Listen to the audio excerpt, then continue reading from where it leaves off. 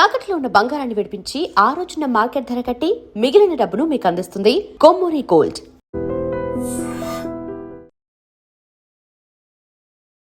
నమస్కారం, welcome to iDream media. నేను మీ సంగీత. డబ్బు నగలనేది మనిషికి చాలా అవసరం, కానీ అది మాత్రం కొందరి జీవితాలలో అత్యాశగా మారిపోతుంది. ఎవరు లేని సమయంలో దొంగతనాలకు దోపిడీలకు వచ్చేసిన తర్వాత అక్కడ మనిషి ఎవరైనా కనిపిస్తే వారిపైన దాడులు, హత్యలు, అత్యాచారాలు ఇలాంటివన్నీ చేసి తప్పించుకునే ప్రయత్నం చేస్తున్నారు. ఇదంతా కూడా మనం తెలుసుకోవాల్సిన విషయం. అయితే ఇలా జరగడానికి కూడా కొన్ని కారణాలు ఉన్నాయి.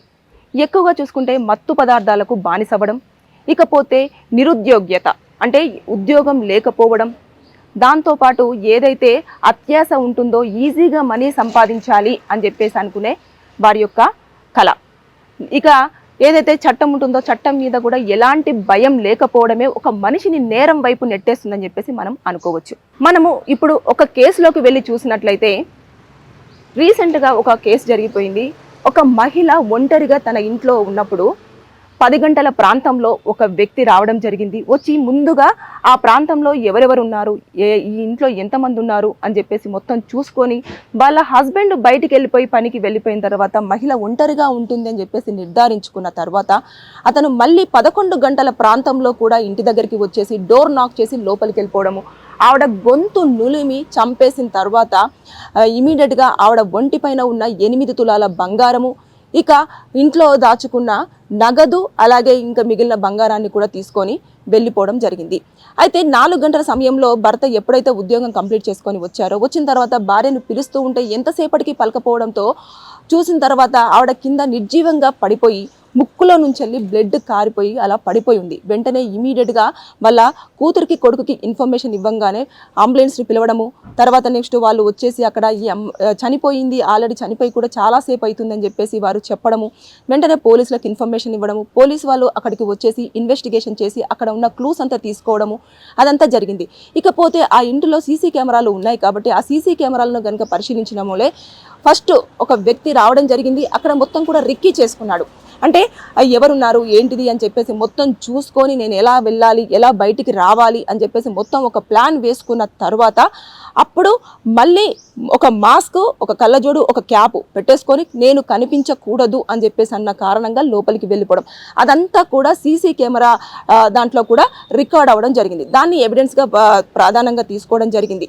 అయితే ఇక్కడ డబ్బు తీసుకొని వెళ్ళిపోయేటప్పుడు ఎప్పుడైనా సరే దుండగులను ఎదుర్కొంటున్నారు అనంటే వారు రక్షించుకోవడం కోసం, వారిని వారు కాపాడుకోవడం కోసం మేము ఎలాగైనా సరే వీరికి తెలియకుండా వెళ్ళిపోవాలి అన్న ఉద్దేశంతో వారి చేతిలో ఏది ఉంటే అది దాన్ని తీసేసుకొని ఒంటిపైన దాడులు చేయడము, లేదంటే ఇంకా వారిని చంపేయడము, గొంతు నిలమడము, లేదంటే ఇంకా రకరకాలుగా వారు ఏదో ఒక రకంగా హింసించేసి అక్కడి నుంచి పారిపోవడం అనేది జరుగుతూ వస్తుంది.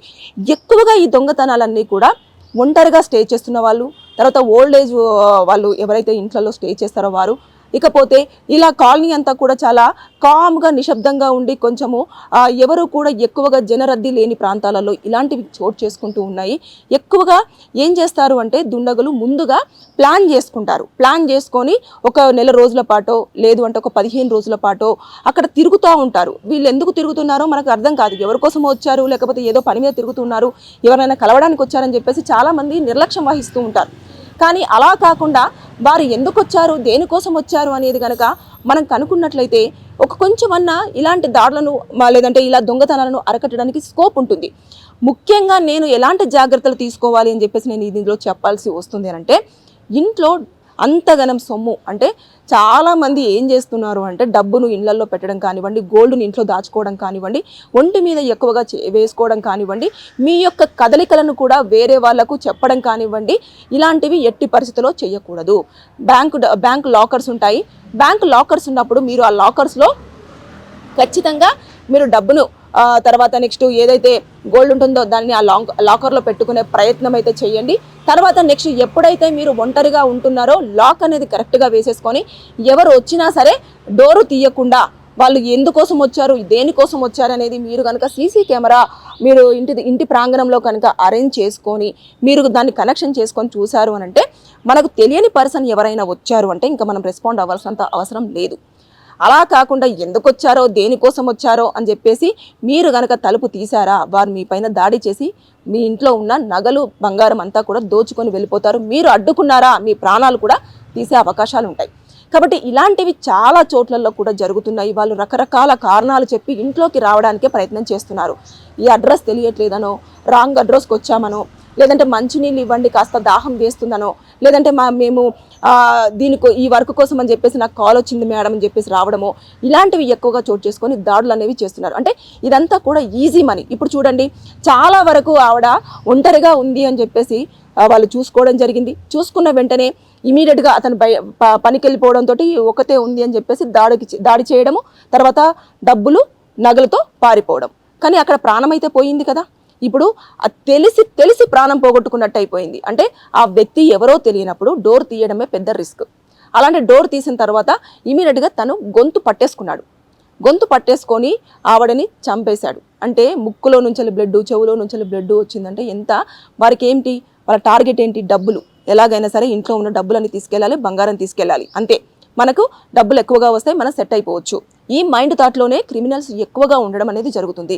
ఇది నేను ఇంతకుముందు మీకు చెప్పినట్టుగా ఎక్కువగా మత్తు పదార్థాలకు బానిసైన వాళ్ళు అయి ఉండొచ్చు, లేదంటే ఈజీ మనీ అయి ఉండొచ్చు, లేదంటే ఆన్లైన్ గేమ్స్లో ఎక్కువగా నష్టపోయిన తర్వాత, అంటే అప్పుల పాలైపోయి తర్వాత నెక్స్ట్ అప్పులు కట్టలేక వడ్డీలు ఎక్కువయ్యి ఏం చేయాలో తెలియక చాలా ఈజీగా డబ్బు రావాలి అంటే ఇలాంటివి చేస్తే ఈజీగా డబ్బు సంపాదించవచ్చు అన్న ఆలోచనతో ఉన్నవారు మాత్రమే ఇలాంటి దాడులకు పాల్పడుతున్నారు అని చెప్పేసి పోలీసులు కూడా కొన్ని సందర్భాలలో అంచనా వేస్తున్నారు. తర్వాత అనౌన్స్ చేయడం కూడా జరుగుతూ వస్తుంది.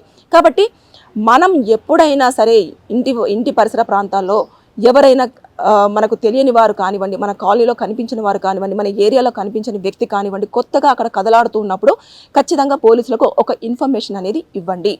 ఇక పోలీసులకు ఇన్ఫర్మేషన్ ఇచ్చిన తర్వాత నెక్స్ట్ వాళ్ళు కనుక మన దగ్గరికి వచ్చినట్లయితే అసలు ఎట్టి పరిస్థితుల్లో రెస్పాండ్ అవ్వాల్సినంత అవసరం లేదు.